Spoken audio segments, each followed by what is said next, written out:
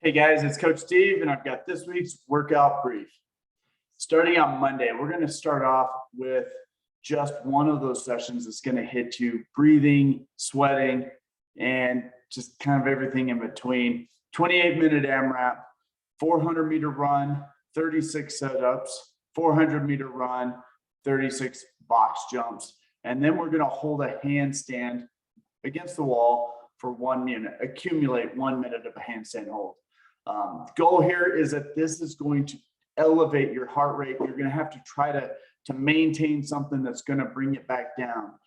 So not going super fast on the runs, kind of moderating that pace so you can maintain and good even pace on those sit-ups, and those box jumps are really going to be taxing. The 1 minute hold is a place where you can practice your breathing, getting into a nice good place, but it's not completely relaxed. You're still bracing. So it's one of those things that's just going to continually add up for a full body fatigue. On Tuesday, we're going to start off going in and building to a two reps on the pull-up. For those of you who have strict pull-ups, this is adding weight to that. If you're not quite there yet, finding another way to modify this, either with negatives or bands, or this could be an option for going to a level method test and seeing where you are, seeing if you've leveled up. After that, we're going into the benchmark workout, Cindy. 20 minutes, as many rounds as possible, 5 pull-ups, 10 push-ups, 15 air squats. And the goal here is to find that balance between muscle fatigue and breathing fatigue, where the two of those, you're not sure why, but one of those two is always going to be right there neck and neck, kind of keeping you from going any faster. That means 20 minutes is a very long time, and you should probably start off a little slower on this and build pace as you go. Otherwise, you'll hit that 12-minute mark and you will be cashed out. So remember, start off a little slower and find a method of breaking these rounds up, either the rep scheme or movement scaling that's going to allow you to kind of just keep moving at a moderate pace through all of this, so that both of the breathing and that muscle fatigue don't overwhelm you. On Wednesday, we're going to do deadlifts, going heavy, going to go for a set of 3, 2 sets of 2, and 2 sets of 1. The whole scheme, we want to go fairly heavy on this, but we want to start building to a heavy 1 rep at the end. And for a lot of folks, this will be a place where they can potentially set a new 1 rep max. And we're going into a 10-minute AMRAP, 5 power cleans, 10 front rack lunges, and then 15 toes to bar. This is one of those places that's a 10-minute AMRAP that's pretty darn quick. And these movements should go fairly quickly. However, they will start to add up. The shoulders will be very fatigued, and those toes to bar will start to take power away from both the power cleans and those lunges. So taking this at a place where you can minimize the rest, but still going, realizing that it's only a 10-minute workout. So this is going to be one of those that's going to hit hard and fast. On Thursday, we're going to start off kind of doing a strength session. Maybe it's a skill session for you, but we're going to practice running and coming into the gym and getting to Turkish get-ups.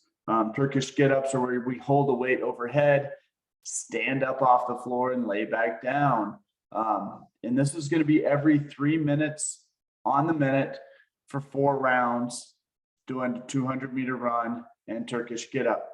The run should take less than a minute, and then that should leave plenty of time to get in, reset, hit those Turkish get-ups at a moderate to a heavy weight for you. When we're done with that, we're going straight into strict cardio session. Your breathing will be challenged. 24 minutes, every 4 minutes on the minute, or 6 rounds, running 400 meters, and then jumping on the bike or rower and going for 20 or 15 cals. The two of these will elevate your heart rate. Get through this, push through these things so that you can have some rest at the end. Don't let the run just become a slog. Try to keep things organized and moving well, but pacing is going to be key here. I want you to try to maintain the same timing all 6 rounds and see if we can't hit that same stimulus every single time. It will start to cave a little bit. At the end, you will feel like you're exerting harder to maintain that same level of output. On Friday, we're going to start off finding our 1 rep max from shoulder to overhead. We've been practicing the split jerk, but this can be any variation from taking that shoulder up to overhead, whichever one you are most comfortable with. Then we're going to just completely obliterate the shoulders with a 9-minute AMRAP, 5 push press, 10 push jerks, and then a very speedy 15 bodybuilders over the bar. So this is where we're just going down to the top of the plank, jumping up and going over. You do not have to get full extension. You're moving quickly. This is almost like a lateral jump with a quick bodybuilder in the middle. The goal here is to move quickly, but realizing that those shoulders will be fatigued in a huge way. Trying to find a weight where you can go about 8 to 10 reps unbroken if you were completely fresh at the beginning. Don't go to failure on this. Going overhead with this, if you hit failure, you will auger and it will hurt. Set the bar down, reset when you need to, but don't take long breaks, short, quick bursts, and try to keep moving as regularly as you can. On Saturday, we're going to play with the power snatch. This is a high skill movement, so we're going to spend time working on that. And in that session, we're going to do a 12-minute, every 2 minutes on the minute EMOM with 3 power snatches. This is a great chance to practice good form and a potential, if you're really good at power snatches, you can start to build weight up to the weight that we're going to use in the WOD. In the workout, 15-minute AMRAP, 3 power snatches at a pretty heavy weight, 15 box jump overs, and in between each rounds, a mandatory 30-second rest. So the idea here is that when you get back to those power snatches, you are at least moderately fresh so that you can go into very good form. That means those box jump overs are something you can push through, push pretty hard, knowing that you have a rest coming. That's what we have coming up this week, guys. Look forward to seeing you in the gym. Bye.